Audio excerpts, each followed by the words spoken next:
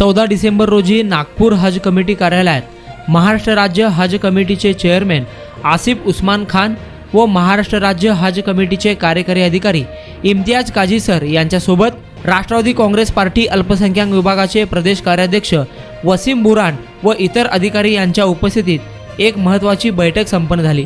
या बैठकीत नागपूर व औरंगाबाद येथून हजला जाणाऱ्या हाजी यांना मुंबईपेक्षा अंदाजे 40 ते 50 हजार रुपये जास्त रक्कम द्यावी लागत आहे।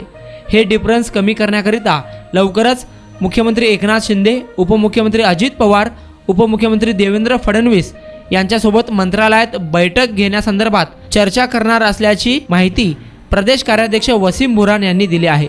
तसेच 2024 हज कमिटी ऑनलाईन फॉर्म भरण्याची मुदत वाढवावी अशी मागणी देखील वरिष्ठ पदाधिकाऱ्यांकडे करणार असल्याचे बुरान यांनी म्हटलं आहे। लोकप्रधान न्यूज चॅनलचे पत्रकार गफूर सौदागर यांनी घेतलेला हा आढावा।